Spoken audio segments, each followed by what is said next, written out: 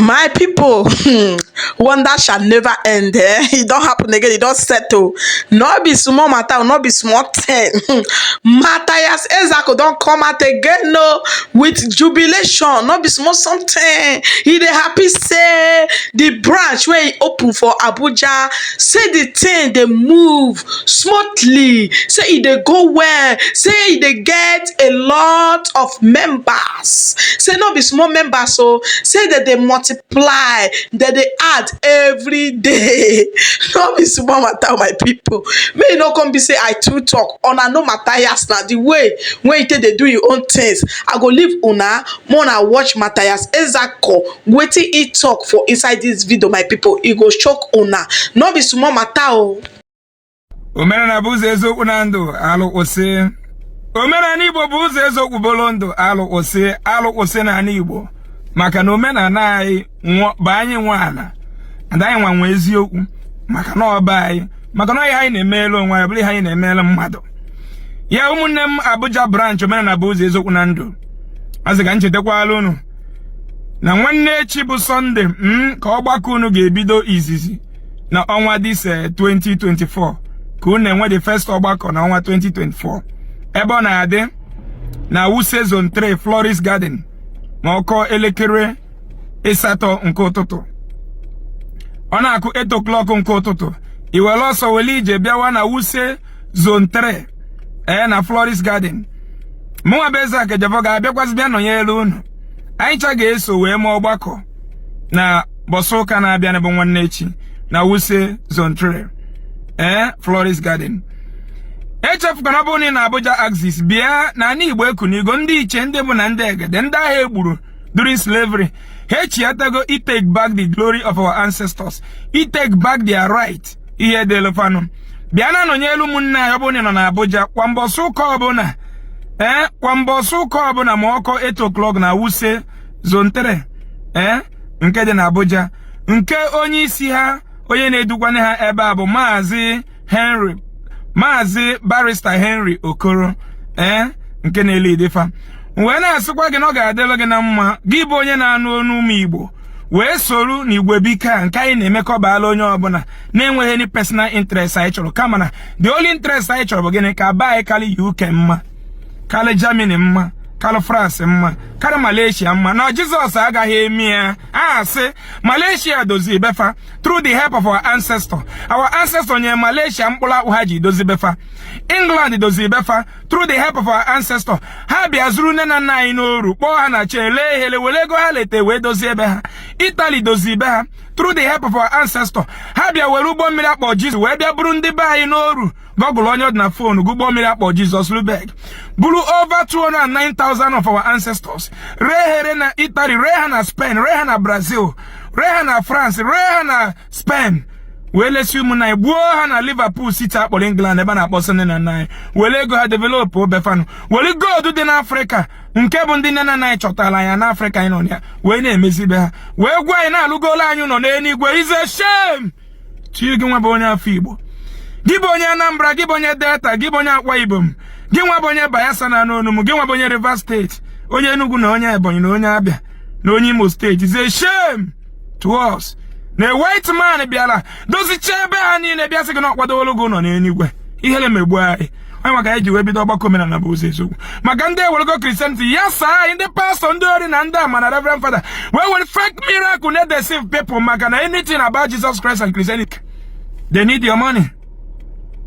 Pastors emena onye dala ngwụlọ gabije ma onye kpụrụ isi ọfụbụ ụzọ anyị ebinitego na 21st century ka anyị jụọ ajụjụ na anyị chọrọ ifu ụmụnne anyị adala ngwụlọ kpụrụ isi Jizọs gwọrọ ya ọsọ ata ọ bụrụ na ibi na Port Harcourt echefukwana ije na nọnyere ndị be anyị kwa mbọsụ ụka ọbụla nọmba 1 Elechi Street Oruwalukwu Town Hall nke dị n'ebe n'azụ paakị Mile 3 at the back of what Mile 3 Park nọmba 1 Elechi Street Oruwalukwu Town Hall nke onye isi anyị na Port Harcourt bụ Maazị Amechi ọ bụrụ na ị na-anụ onu m from Onitsha echefu na ịbịa na nọnyere anyị na Mkpọ na Amafọ Town Hall opposite New Tire Market beside New Pass Market Mkpọ opposite New Tire Market along Enugu Onitsha Expressway Mkpọ ọ bụrụ na ị na Enugu Ezike wee na-anụ onu m echefukwe na ịbịa nọnyela anyị na Modern Comprehensive Secondary School nke dị na Ekposhi along Ogwurute Road. Onye ndu anyị n'Enugu West ka ọ ga-adịrị gị mma. Ọ ga-adịrị gị mma. Ọ bụrụ na ị na-anọnyela anyị na Robo be nna m, echefukwe na ije na ezinụlọ Ezeaku's compound every Sunday ma ọkụ 8 o'clock. Ebe anyị na-enwe ọgbakọ na Robo community nke dị n'ụzọ 1 local government area. Obere oge nke Enugu State ga-ebido, nke Lagos ga-ebido in next 2 to 3 weeks to come. I ga-ebido mere na buze na village anyị niile. I ga revive all the tradition and cultures in our land. We will go back to our roots where there is honest joy. Ihe na Christianity mbere ime bụ mmekpa anya alụ. Ndị gboo bịara ụwa chiwa ọzọ na-enwere onye maka esi bido iche ọzọ. Wee na-eche ọzọ ndị ụka bịazie sị na ha na-echi fada. Eche nwa 25 years fada up to si okenye dị 70 years chiri ọzọ ya kpupu okpu sekpuru ana. Okenye 60 years ekpupu okpu sekpuru ana. Nwa chiri fada bingo na-ewori ụmụnne ya dowere ụmụnne ya na slavery dungeon as bisi okenye lu 60 years aka n'isi nọ na-ekpere ekpere. Ọ gị nwa bụ nwa 20 something years kwesịrị igozi okenye ka okenye kwesịrị igozi gị. Ihe niile bụ slave master edowelu. Anyị nọ na era bishop ada ekpufu okpu wee na-ekpere Jizọs, pope ada ekpufu okpu wee na-ekpere Jizọs, mana bịa sị gị nwa bụ onye Igbo kpufu okpu, so onye chiri ọzọ onye chiri nze kpufu okpu wee kpere Jizọs. Kedu eme na bishop ada ekpufu okpu ekpere Jizọs? Kedu eme na pope ada ekpufu? Maka na ha nwa slave masters. Bishop na ebe a na-anọchite anya pope, na-anọchite anya slave master from Rome, na-eresi ego be anyị ndị anọkụ ụmụnna anyị na-akọ ugbo ego, ma ndị gbachara bụ ya ọfụrụ, ma ndị na-erepịa ote wee jee na Rome. Kedu ihe Rome nyegwola anyị free of charge? Nothing. Everything we got from Rome today, we are paying for it. True or false? True. So ọ bụrụ na Abuja biko n'oge erugo mgbe anyị ga-asị na ihe abụọ dị ọcha na nke a dị oji. Ọ bụrụ na Abuja bịa zute anyị na Florist Garden bọsụ ụka na-abịanụ ka m soro ụmụnne m fee ofufe nke izizi a. Anyị gbapụ ya ọsọ ka nke Lagos bido.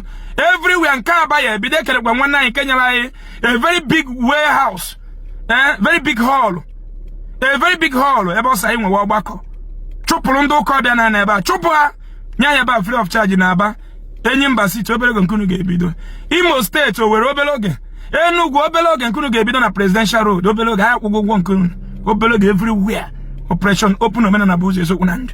Ọ bụ na anyị train chee youth anyị na-train kite bọọbụ na in the whole world. We'll start it ka anyị nwekere one mindset and one goal. Ka anyị na-eme nke ka ọ dịrị anyị na mma n'eke na oyi n'afọ na nkwọ si na Chukwu okike abịa. Anyị kenekwara ụmụnne anyị niile ndị sọpọtụrụ m na laptọpụ m benatara mbọsị a 10 pieces of laptop. Ka anyị chọrọ ụmụaka anyị gbasa akwụkwọ ha je na-amụ programming, na-amụ ka esi produce something, not ekpere mgbede. Ụmụnne anyị nwekwa ndị bịa wetewekwa ego raise-kwa another 10 laptops nke anyị ga-ebujere ndị Port Harcourt branch, sikwa ebe a bụ ihe ma ndị Abuja branch, bụ ihe ma ndị Nsụka. Ndị na-akwado anyị na laptop, anything computer technology, ọ ihe nna anyị ji bido. Anyị ga-echekwa azụ na ya ka anyị mezie ebe anyị na-enweghị Jizọs na-enye ego. Enwere onye bụ Jizọs na ya fụrụ inye ego. Arọbụnagụ Dubai amado aha Chukwu ebe anyị ndị m na ndị egede kpuchie anyị ka njem anyị na-eje ka mmeri bụrụ nke anyị na aha Chukwu okike abịa.